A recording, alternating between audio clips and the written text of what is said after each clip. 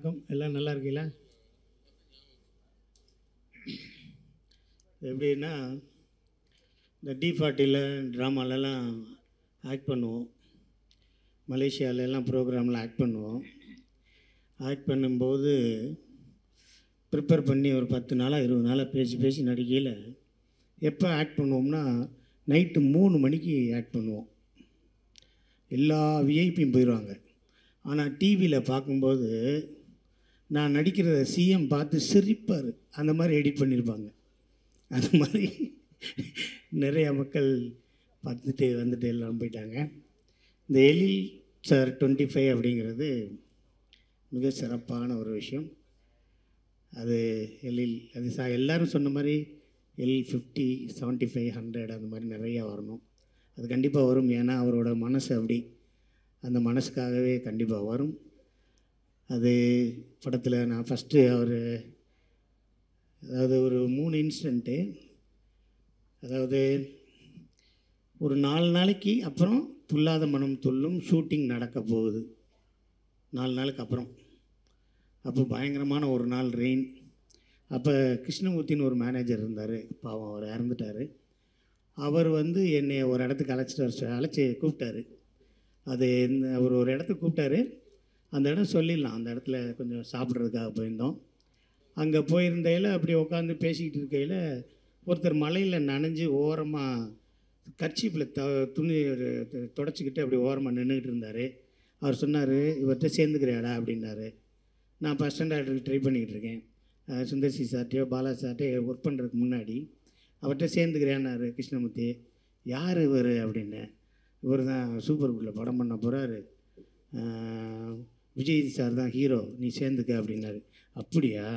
அங்கே உட்காந்துருக்காரு, அவர் யார் கூடயே பேசிக்கிட்டு இருக்கார், இப்போ வருவார் சொல்கிறேன் அப்படின்னாரு. நானும் பக்கத்தில் போய் வணக்கம் சார் அப்படின்னேன். அவரும் சரின்னு சொன்னார். கிருஷ்ணமூர்த்தி என்கிட்ட சொன்ன பேர் எழில் சார். அவர் கொஞ்ச நேரம் இருந்துட்டு எனக்கு வேலை இருக்குது நான் கிளம்புறேன்ட்டு போனார். சரியாக ஃபேஸை பார்க்கல, போயிட்டார். அதுக்கடுத்து ஒரு நாள் அன்றைக்கி பூஜை. காலங்காத்தால் கிளம்பி நேராக சூப்பர் கூட்டுக்கு போனேன். போனோடனே அங்கே இதெல்லாம் சாமி கும்பிட்டு இருந்தாங்க. கிருஷ்ணமூர்த்திகிட்ட கேட்டேன், ஃபோனில் கேட்டேன். அவர் எழில் சார் எழில்னு சொன்னார். சரின்னு சொல்லிட்டு போனேன். பேரை மறந்துட்டேன். நேராக போய் எங்கள் சாமி கும்பிட்டு இருந்தாங்க. யார் டைரக்டர்னு தெரில. எழில் சார்ட்டே கேட்டேன், இங்கே கலீல்னு ஒருத்தர் இருக்கார், அவர் யாருன்னு கேட்டேன். கலீலா? யார் கலீல்? கலீல்னு ஒருத்தர் இருக்கார், அவரை கிருஷ்ணமூர்த்தி பார்க்க சொன்னார், அதுதான் கலீல் அப்படின்னேன். கலீல்லாம் இங்கே யாரும் இல்லைப்பா அப்படின்னு. கலீலூர் ரகுமான்? அப்படிலாம் யாருமே இல்லை அப்படின்னாரு. சரின்னு சொல்லிட்டு அப்படியே வந்துட்டேன். வந்ததுக்கப்புறம் ஒரு 4 நாள் கழித்து தினத்தந்தியில் ஒரு ஃபோட்டோ பார்த்தேன். என்னடான்னு பார்த்தா இந்த ஆள்கிட்ட தான் நான் போய் கலீல்னு கேட்டேனா, எப்படி சேர்ப்பார் அப்படின்னு சொல்லிட்டு திருப்பி கிருஷ்ணமூர்த்திக்கு ஃபோன் பண்ணேன். ஏன்டா அந்த ஆள்கிட்டே போய் கலீல்னு கேட்டிருக்கே, உன்னை எவ்வளவு பிரில்லியன்ட்டு நினச்சி அவர் சேர்ப்பார், இல்லை பேசாமல் இருறா, நம்ம அப்புறம் பார்த்துக்கலாம்டா அப்படின்னாப்புல. சரின்னு சொல்லி விட்டுட்டேன். இப்போ என்னென்னா எழில் சார் அதாவது பதறாத ஒரு மனுஷன்.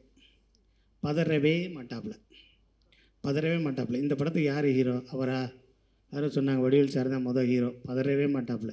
இந்த படத்துக்கு யார் ஹீரோ? அவரா? பதறவே மாட்டாப்புல. வா வா வா வா வான்னு பதறாமல் ஒரு இயக்குனர் இருக்காருன்னா அது திரு எழில் சார் தான். அந்த பதறாத மனசுக்கு தான் அவர் விஜய் சாரே அந்த படத்தை பண்ணார். அதுக்கப்புறம் நாங்கள் மணங்குத்தி பறவை பண்ணோம். மணங்குத்தி பறவை பண்ணும்போது ஒரு நாள் ஷூட்டிங் வரும்போது அப்போ தான் அவர் சிவகார்த்திகேயன் சார் ஒரு ஹோண்டா சிட்டி வாங்கியிருந்தார். அந்த படம் 3 ஷூட்டிங் அவரோட டிவி ப்ரோக்ராமெல்லாம் முடிச்சுட்டு அவர் வந்தார். நான் ஒரு ட்ரெயினு பஸ்ஸோ மிஸ் பண்ணிட்டேன். நீங்கள் வேணால் ஹீரோ கூட வந்துடுங்க அப்படின்னாரு. நான் அவர் கூட காரில் ஏறி அங்கே போனோடனே மறுநாள் பார்த்தேன், ஒரு சாங்கெல்லாம் நடந்துச்சு. நான் சார்கிட்ட சொன்னேன், சார் நல்லா டான்ஸ் ஆடுறாப்புல, முந்தா நாள் டைலாக்லாம் நல்லா பேசுகிறாப்புல. அப்படியா? சரி சிங்கப்பிள்ளே, அப்போ நம்ம அவருக்கு ஒரு 2 லட்ச ரூபா கொடுத்து ஒரு அட்வான்ஸை கொடுத்துருவோம் சார் அப்படின்னு. கூடவே கொடுப்போம் போலே, இருங்க நம்ம கொடுத்துருவோம் அப்படின்னாரு. கொஞ்ச நாள் கழித்து ப்ரொடியூசர் அம்பேத் சார் வந்தார். அவர்கிட்டையும் சொன்னேன், நல்லா நடிக்கிறார் சார், ஒரு 2 லட்ச ரூபா கொடுத்து அட்வான்ஸை கொடுத்துருவோம் சார். கூடவே கொடுத்துருவோம்னாங்க. சரின்னு பார்த்துக்கிட்டே இருந்தேன். எழில் சாரோட ஃப்ரெண்டு ஒருத்தர் வந்தார். அவர்கிட்டையும் சொன்னேன், கூட ஒரு 2 லட்ச ரூபா கொடுத்துருங்க, நீங்களும் ப்ரொடியூசர் தானே, கொடுங்க சார், நல்ல ஹீரோன்னே. அவரும் சரின்ட்டு போயிட்டார். அதுக்கப்புறம் ஒரு தடவை பார்ட்டியில் பார்த்தேன், ஒரு 5 வருஷம் கழிச்சு. அப்புறம் ஒரு டேபிளில் உட்காந்து சாப்பிட்டுட்டு இருந்தேன். தூரத்தில் ஒரு ஆள் 2 பேர் இருந்தாங்க. அவர் நேராக பக்கத்தில் வந்தார். வந்த உடனே என் புத்திய செருப்ப கழட்டி அடிக்கணும் சார் அப்படின்னாரு. ஏங்க அப்படின்னேன். நீங்கள் அந்த அவருக்கு 2 லட்ச ரூபா கொடுக்க சொன்னீங்களே சார், நான் கொடுக்கல, அதனால பாருங்கள் சான்ஸே போச்சு சார் அப்படின்னாரு. சரி பரவாயில்லைங்க, யாருக்கு ஒட்டுமோ ஒட்டாது, ஒட்டுமோ அவ்வளோதான் ஒட்டும், நீங்கள் பரவாயில்ல போங்க அப்படின்னாரு. அப்புறம் சொன்னார், கீழே கிடக்கிற ஒரு செருப்பு உங்கள் செருப்புன்னாரு. ஆமாம், அதை எடுத்து உங்கள் மண்டையில் அடிங்க சார்னாரு. ஏன் மண்டையில் எதுக்கே அடிக்க, உங்களுக்கு 2 லட்ச ரூபா இருக்கு இல்லையா, உங்கள்கிட்ட இருக்குல்ல, நீங்கள் கொடுத்துருக்க வேண்டியதானேன்னாரு. நான் அப்படியே கிளம்பிட்டேன். நான் அதனால்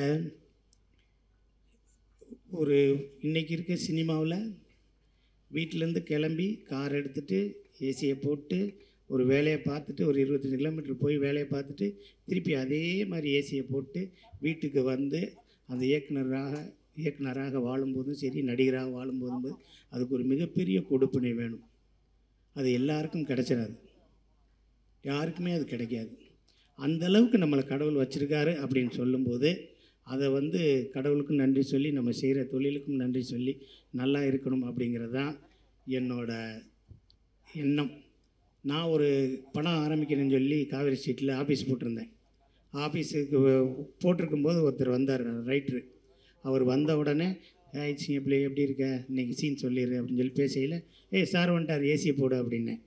அப்படியே பார்த்தாரு, இன்னும் ப்ரொடியூசர் சிக்கலையா அப்படின்னாரு. உங்களுக்கு எப்படி தெரியும் அப்படின்னேன். ஆள் வந்தோடனே ஏசியை போட்டால் ப்ரொடியூசர் சிக்கலைன்னு அர்த்தம்ப்பா, ஏசி ஓடிக்கிட்டே இருந்துச்சுன்னா ப்ரொடியூசர் இருக்காருன்னு அர்த்தம் அப்படின்னாங்க.